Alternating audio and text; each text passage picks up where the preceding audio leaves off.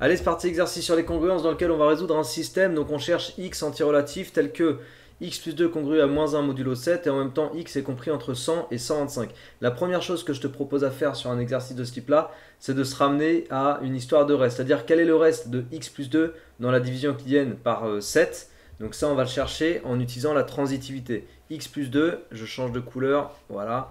X plus 2, on dit dans l'énoncé que c'est congru à moins 1 modulo 7 et moins 1 est congru à quoi? Moins 1 est congru à 6 modulo 7. Ouais, si tu fais moins 1, moins 6, ça te fait moins 7 et moins 7 est divisible par 7. Donc on peut conclure et déduire plutôt que x plus 2 est congru à 6 modulo 7. Et comme 6 est compris entre 0 et 7 exclus, 6 c'est le reste de x plus 2 dans la division euclidienne de x plus 2 par 7. Et ça, c'est la première chose que j'avais besoin de savoir. D'accord? Donc je vais l'encadrer, c'est mon premier résultat. Tac. Et donc, x plus 2, si c'est congru à 6 modulo 7, ça veut dire que x est congru. Tac, tac, tac. X pardon, est congru à 6 moins 2, donc 4 modulo 7. Deuxième chose importante qu'on vient de déterminer. X est congru à 4 modulo 7. Qu'est-ce que ça veut dire? Ça veut dire que x moins 4 est congru à 0 modulo 7. C'est-à-dire que x moins 4 est divisible par 7. Tu pourrais aussi écrire que x moins 4 est un multiple de 7. Ok, x moins 4 est un multiple de 7. Alors un multiple de 7, d'accord, mais x, on nous dit dans l'énoncé que c'est compris entre 100 et 125, c'est bien ça? Ah, 100 inclus, 125 exclus. Donc x est compris entre 100 inclus et 125 exclus. Donc on va regarder ensuite x moins 4. Je soustrais 4 dans tous les membres. Alors 100 moins 4, ça me fait 96. 125 moins 4, ça me fait 121. Voilà, x moins 4 est un multiple de 7 compris entre 96 et 121. Donc on va aller chercher tous les multiples de 7 compris entre 96 et 121. 96 divisé par 7, on va commencer par ça. Ça nous fait 13,7. Donc on va faire 14 fois 7. Ok, 13 fois 7, ça fait 91, donc ça marche pas. Par contre, 14 fois 7, ça fait 98. Donc 14 fois 7 égale 98. 98, t'es bien dans l'intervalle 96-121.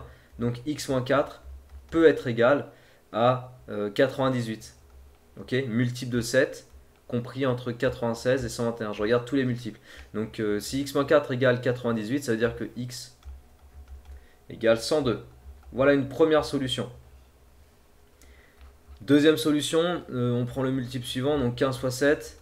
Alors 98, 100, 105, c'est ça? 15 fois 7, 105, ouais. Voilà, multiple suivant, ça veut dire que x moins 4 égale 105, ce qui veut dire que x égale 109. Voilà une deuxième solution pour x. Ensuite, multiple suivant, on regarde 16 fois 7, et on va jusqu'à 121. Tant qu'on n'a pas dépassé 121, on regarde les multiples. Donc 16 fois 7, ça fait 105 plus 7, ça fait 112.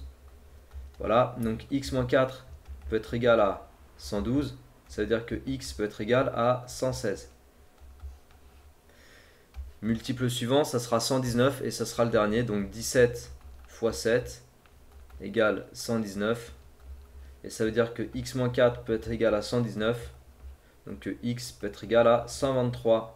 Voilà. Et toutes les valeurs de x que j'ai entourées, donc 102, 109, 116, 123, elles sont bien comprises entre 100 et 125. Ok?